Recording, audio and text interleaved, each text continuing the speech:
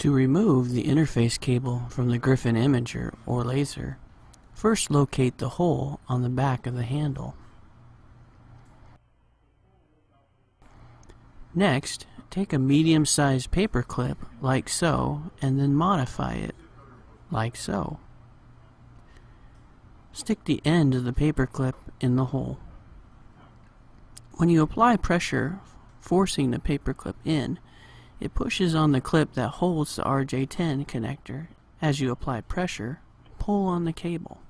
When installing the cable, make sure the clip is on the same side as the scanner release hole. Insert the cable. It should click when it is fully inserted.